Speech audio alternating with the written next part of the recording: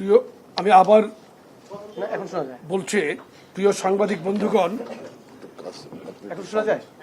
আপনারা জানেন বিগত 2রা ডিসেম্বর সোমবার ভারতের উত্তর পূর্বাঞ্চলীয় রাজ্য ত্রিপুরার রাজধানী আগরতলায় অবস্থিত বাংলাদেশের সহকারী হাই কমিশনে ভারতের হিন্দু সংঘর্ষ সমিতির একদল উচ্ছৃঙ্খল সদস্য কর্তৃক সহিংস হামলার ঘটনা ঘটেছে।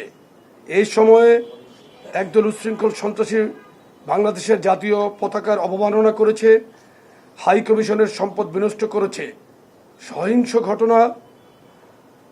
ঘটনার সময় আইন শৃঙ্খলা বাহিনী নীরব ভূমিকায় ছিল, যা উক্ত ঘটনার পেছনে কর্তৃপক্ষের মৌন সম্মতিকে ইঙ্গিত করে।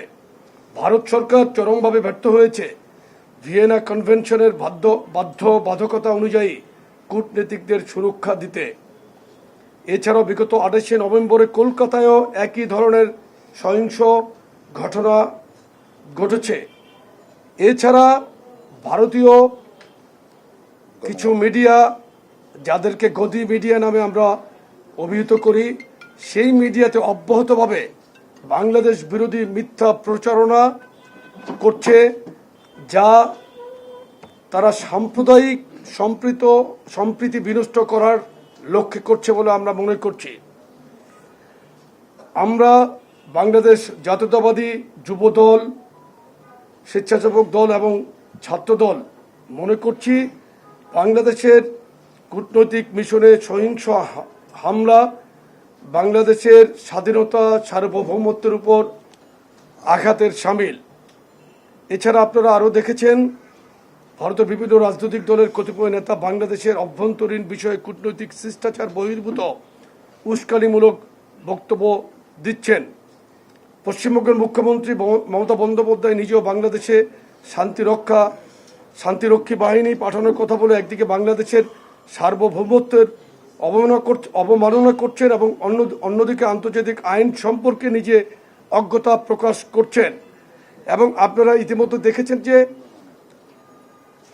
ভারতের একজন খুবই নিম্নমানের উপস্থাপক, যিনি প্রায়শই বাংলাদেশ বিরোধী চটুল মন্তব্য করে নিজেকে জাহির করার চেষ্টা করছেন, ময়ূক নামীয় সেই উপস্থাপকের বিভিন্ন বাচনভঙ্গি এবং অঙ্গভঙ্গিরও আমরা তীব্র নিন্দা জ্ঞাপন করছি।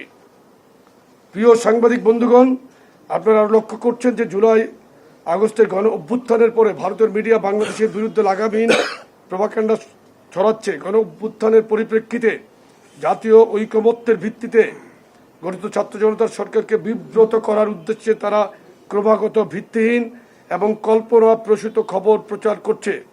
তাদের অপপ্রচার এবং গুজবের কারণে আন্তর্জাতিক শান্তি ও নিরাপত্তা বিঘ্নিত হওয়ার আশঙ্কা তৈরি হয়েছে, যা একই সাথে ভারতের সংবিধানের 55 অনুচ্ছেদেরও পরিপন্থী। প্রিয় সাংবাদিক বন্ধুগণ, ভারত ফ্যাসিস্ট শেখ হাসিনার পতনকে মেনে নিতে পারছে না। শেখ হাসিনার নির্দেশে 2000-এরও বেশি ছাত্র জনতাকে গুলি করে হত্যা করা হয়েছে, যাদের মধ্যে রয়েছে রিয়া ঘোপ, হৃদয় তারুয়া, রুদ্র সেন, দীপ্ত দে, শুভশীল, তনয় দাস সহ আরও অনেক বীর শহীদ। ভারত গণহত্যাকারী শেখ হাসিনাকে আশ্রয় দিয়েছে। গণহত্যার দায়ে অভিযুক্ত আরও অনেক ব্যক্তি ভারতে আশ্রয় নিয়েছে। ভারত এখন বাংলাদেশি ক্রিমিনালদের আশ্রয় কেন্দ্র এবং অভয়ারণ্যে পরিণত হয়েছে। শেখ হাসিনা যখন শুট অ্যাট সাইটের অর্ডার দিয়ে গোপ, হৃদয় তারুয়া, রুদ্র সেন, দীপ্ত সেন, শুভশীল, তনয় দাসদেরকে হত্যা করেছে, ভারত তখন কোনো প্রতিবাদ বা উদ্বেগ জানায়নি। কিন্তু শেখ হাসিনার পতনের পর ভারত কাল্পনিক এবং ভিত্তিহীন সংখ্যালঘু নির্যাতন এর প্রোপাগান্ডা ছড়িয়ে বাংলাদেশের জনগণের বিরুদ্ধে স্পষ্টতই অবস্থান নিয়েছে। শেখ হাসিনাকে ভারতের মাটি ব্যবহার করে বাংলাদেশের ছাত্র জনতার সরকারকে বিব্রত করার সুযোগ দিয়েছে। বহিষ্কৃত ইসকন নেতা বাংলাদেশের নাগরিক চিন্ময় দাসের গ্রেফতার তদন্ত এবং বিচার সম্পূর্ণ বাংলাদেশের অভ্যন্তরীণ বিষয়, কিন্তু ভারতের বিভিন্ন পর্যায় থেকে বাংলাদেশের অভ্যন্তরীণ বিষয়ে অযাচিত মন্তব্য করে বিশৃঙ্খল পরিবেশ সৃষ্টি করছে। চিন্ময় দাসের অনুসারীদের হাতে জাতীয়তাবাদী আইনজীবী ফোরামের সদস্য এবং সহকারী public prosecutor advocate Saiful Islam আলিফ খুন হওয়ার পরও বাংলাদেশের সর্বস্তরের মানুষ গভীর সংযম দেখিয়েছে, যা সাম্প্রদায়িক সম্প্রীতির অনন্য নিদর্শন। অন্যদিকে ভারত একটি সাম্প্রদায়িক দাঙ্গা প্রবণ রাষ্ট্র। ভারত তার নিজের সংখ্যালঘু জনগোষ্ঠীর নিরাপত্তা নিশ্চিত করতে চরমভাবে ব্যর্থ হয়েছে। সুতরাং ভারতের কোনো নৈতিক অধিকার নাই বাংলাদেশের অভ্যন্তরীণ বিষয়ে মন্তব্য করার। আমি এক্ষেত্রে আরেকটি কথা সংযোজন করছি। ভারতের উত্তরপ্রদেশে আপনারা ইতিমধ্যে অনেকবারই দেখেছেন যে সেখানে অনেক শস্যমণ্ডিত সিনিয়র সিটিজেনদেরকে তাদের উগ্রবাদী হিন্দুরা দাড়ি টেনে ছিঁড়ে ফেলছে, কারো ফ্রিজে গরুর মাংস রাখার কারণে তাদেরকে হত্যা করেছে। ইতিমধ্যে এই ধরনের সাম্প্রদায়িক আচরণ যেই দেশের মানুষ সংগঠিত করে, তারা অন্য দেশের সাম্প্রদায়িক সম্প্রীতির মধ্যে হাত চক্রান্ত করে বিনষ্ট করার চেষ্টা করছে, যা ইতিমধ্যে বাংলাদেশের জনগণ সুস্পষ্টভাবে প্রতিরোধ করে তাদের জবাব দিয়েছে। প্রিয় সাংবাদিক বন্ধুগণ, আমরা বাংলাদেশ জাতীয়তাবাদী যুবদল, স্বেচ্ছাসেবক দল এবং ছাত্রদল গত 8ই ডিসেম্বর ভারতের হাই কমিশনে বাংলাদেশের দূতাবাসে হামলা, পতাকার অবমাননা, ভারতের মিডিয়ায় বাংলাদেশের বিরুদ্ধে চলমান তথ্য সন্ত্রাস এবং বাংলাদেশের অভ্যন্তরীণ বিষয়ে অযাচিত হস্তক্ষেপ থেকে বিরত রাখার দাবিতে স্মারকলিপি পেশ করেছি। আমরা একই দাবিতে আমাদের পরবর্তী কর্মসূচি ঘোষণা করছি। আগামী 11ই ডিসেম্বর আমরা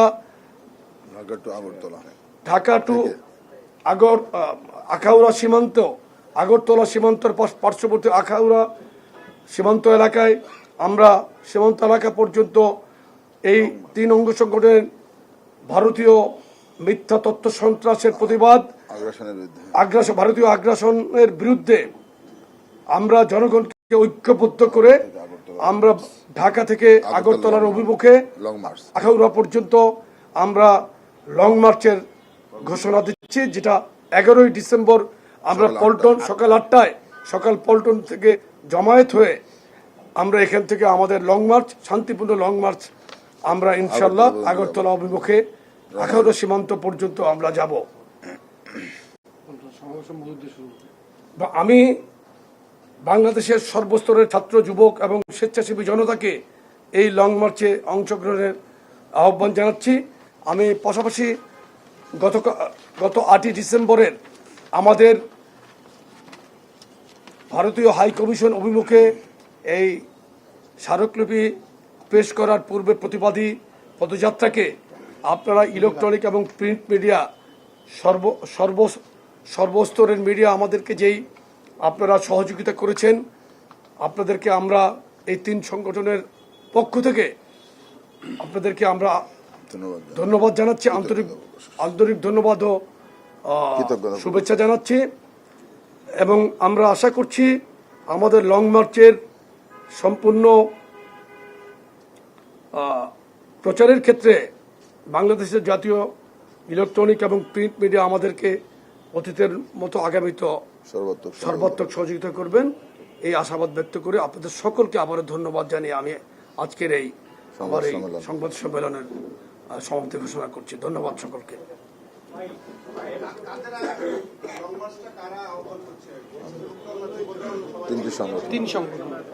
আমরা তো এখানে বলেছি যে আমাদের 3টি সংগঠন, বিএনপির 3টি অঙ্গ সংগঠন।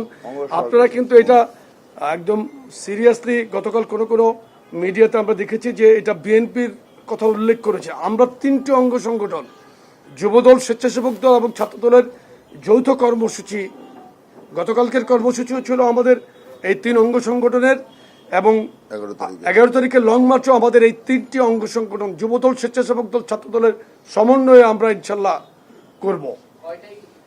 সকাল 8টায় এখানে আমরা 8টায় জমায়েত হব ইনশাল্লাহ। এরপর হয়তো 8:30 9টার মধ্যেই আমরা রওনা হব।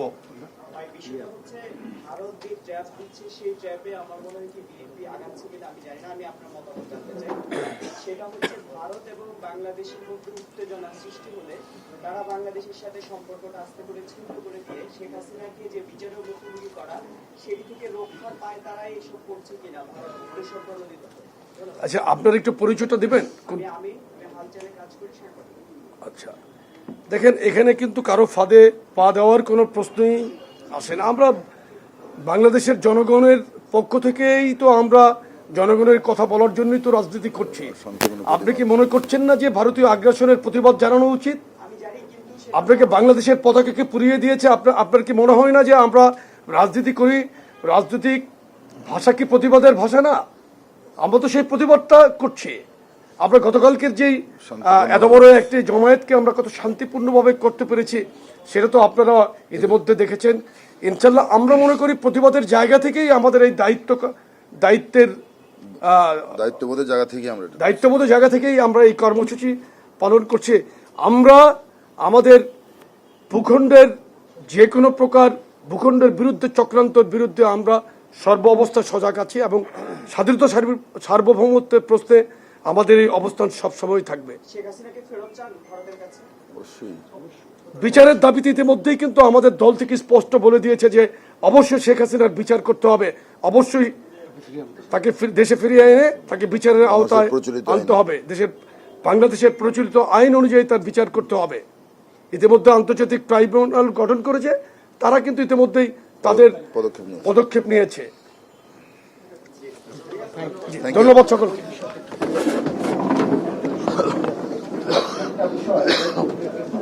বসে বসে ভাই যে বিষয়টি উল্লেখ করেছেন আপনারা সকলেই আমাদের খুবই প্রিয়। আমরা দেখেছি গতকালকে অনেকগুলো গণমাধ্যম আপনারা হয়তো